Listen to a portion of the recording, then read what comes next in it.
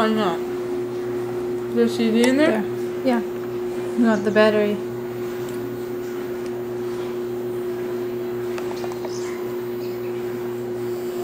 Do you want to start it? It's working. Tell them no.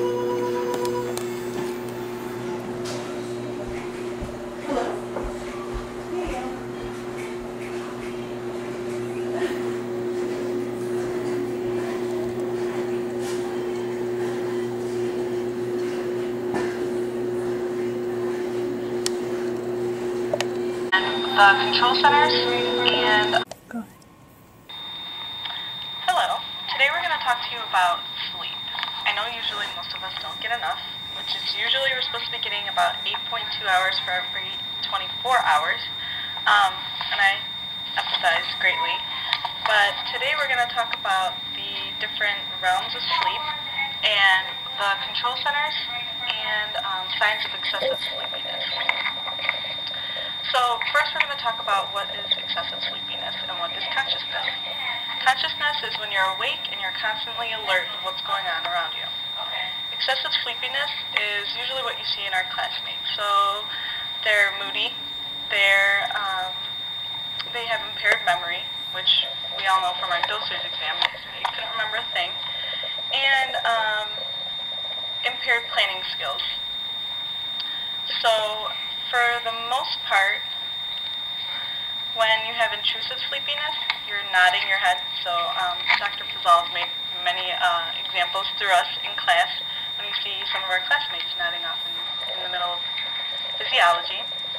Sleep deprivation can be caused from excessive workload, too much studying, changing work conditions, and severely affected people can be suffering from depression. So there's other reasons why they feel tired or sleepy, and substance abuse. So basically when we don't get enough sleep, what we usually do, we resort to some kind of caffeine. So that's power drinks, that's coffee, and caffeine.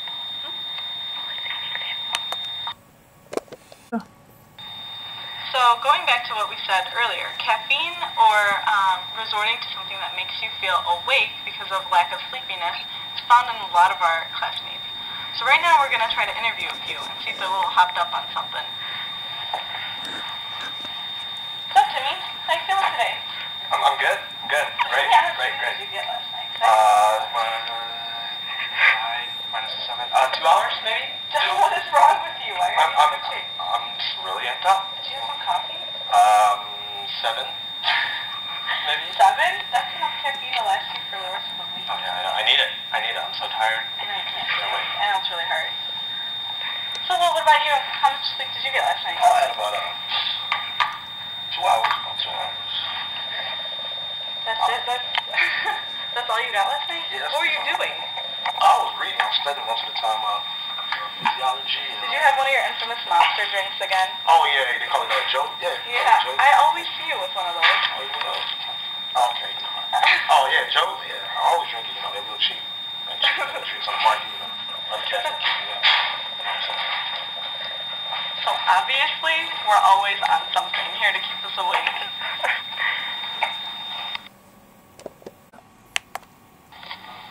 As we saw earlier, sleep is an important part of our daily routine, and if we don't get enough sleep, weird things might start to happen. And one important factor that we need to include when thinking about sleep is age. For instance, newborns need up to 18 hours of sleep each day, and adolescents need 9 to 10 hours, and adults, including the elderly, need 7 to 8 plus hours each day. As we saw earlier, sleep... Yes, how can I help you? Hi, Debbie. Can you tell us the main control center for sleep? Yes, the main control center of sleep in the brain is the suprachiasmatic nucleus. This is a very important control center because it controls the rhythms, the circadian rhythms of sleep and temperature. So the suprachiasmatic nucleus in the brain. So, what factors affect the cognitive performance? factors that affect the cognitive performance and alertness. There are endogenous factors. Those are things that are from within, like stress, anxiety, urgency, or motivation. Then we also have exogenous factors. Those are things like caffeine, noise, workload, or physical activity. And that's a good question because as pharmacy students, all of these factors sort of tie in with what we have to do every day. We may be stressed or anxious about an exam or things like that, but it's very important to get in your sleep because the less sleep you get, the less performance you have, cognitive performance and alertness. Therefore, it's very important to get sleep. Next, you're about to see a video of a pharmacy student who's going through different stages of sleep. Now, keep in mind, this is over a 4-hour period because she's sleep deprived, and usually she should get about 8 hours of sleep.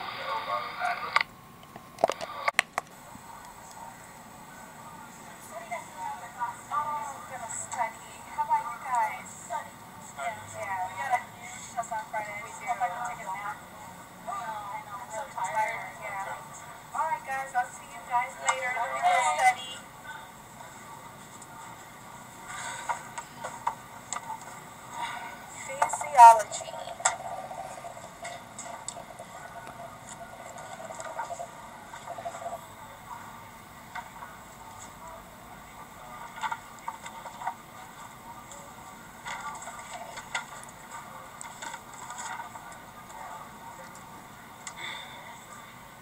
Stage 1.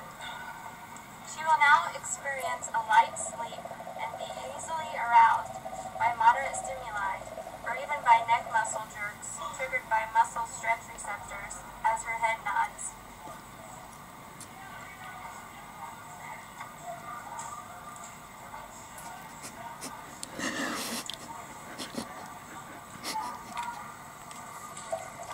Stage 2. She will now experience a further lack of sensitivity to activation and arousal.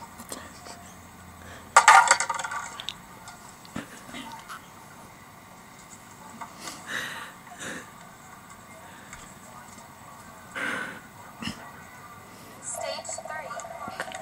She is now in a deep sleep. In stage 4, activation occurs by arousal only with vigorous stimulation. Debbie, wake up. You gotta study. You can't fall asleep.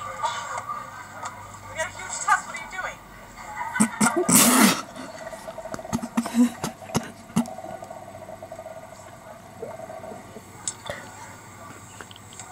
REM sleep, also known as paradoxal sleep, is the deepest sleep.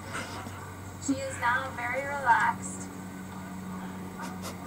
It lasts from 50 to 90 minutes after the sleep onset, and they are repeated every 60 to 90 minutes. Dreaming occurs, rapid eye movements.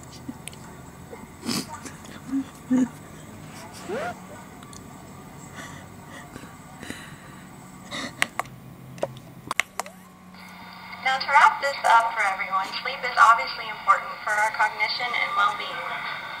It is essential for us to recognize any underlying abnormalities such as depression or anxiety before resorting to medications to induce sleep, such as Ambien. And as we have all learned, this can be counterproductive and dangerous, as seen in the tragedy of Michael Jackson.